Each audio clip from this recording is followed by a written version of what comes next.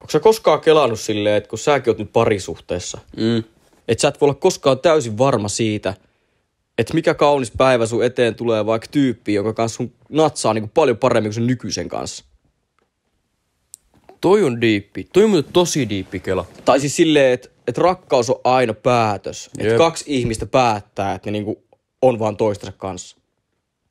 Eli kelaaks nyt, että mun pitäisi päättää mun nykyinen parisuhde? En mä niinku sitä silleen niinku meidän. Eli jos mun mimme ei antaisi mulle tänään päätä, niin pitäisikö mun päättää se päätön suhde? Päätä ite. Damn. Onko sä bro kattonut tänään käyrät? Mitkä käyrät, man? Siis Dogecoins käyrät, tiiäks? Kryptosijoittamista. Joo, niin sä puhut sijoittamista. Ei mä. Joo, eikä tulee rahaa luo. Meikä on tosi paljon niinku ollut aika kiinnostunut niistä hommista. Mä oon lukenut aika paljon niistä hommista. Lukenut? Sullahan on lukihäiriö. Tai siis äänikirjoja.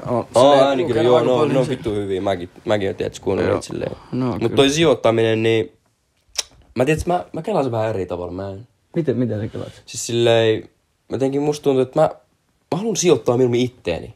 Tiedätkö mitä mä kelaan? Toi on kyllä facts, toi on silleen, että niinku, että mulla on semmonen tyyli, että sä tiedät, että mulla on tosi paljon niinku visioita ja stressiä. Joo. Niin mun silleen ratkaisu on siihen, että yleensä mä menen Tallinnaan. Sitten mä käyn oikein niinku halpaa prenkkuu, konttibissejä ja tälleen. Niinku ease your mind, tiiäks? Joo, just näin. Tiedät silleen niinku sijoitan itteeni, tiiäks? Et mun mielestä paljon vörtimpää. Joo, mullakin on ollut tommoista kaiken näköistä, tiiäks silleen. Aika paljon masennusta, paskaa, kaikkea tommoista. Äijällä on kyllä silleen ihan hyvä salkku. Nyt vähän diipimpää oikeesti. Joo, niin jo. Silleen, sä tiedät bro, mekin ollaan aika monta tuotantokautta niinku höpötelty tässä sohvalla. Ja nämä meidän juttujen aiheet on ollut silleen semi-average. Toi on vitun totta. Et varmasti joka kaveriporukas käydään nämä samat jutut läpi. Niin herää kysymys ainakin itsellä silleen, että miksi meitä kuunnellaan? Brody, tiedät, silleen ajattelee ihan vitusti. Mulla tulee susta mieleen vähän silleen Koprates. Tai John Prates. Se Kreikka jumala. Se visakaltava tortiaks. Eikö se ole Italiassa? Se. No vittu ihan sama, mutta se filosofi kuitenkin, tiedätkö? Joo, se. Äijä on silleen low-key, vähän semmonen. Niin.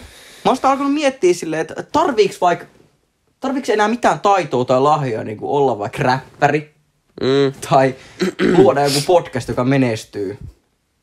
Et riittääkö se vaan, että näyttää vaan silleen low-key semi hyvältä? Tai et voisiko sen tehdä joku muu, tai ihan kuka vaan? Niin joo.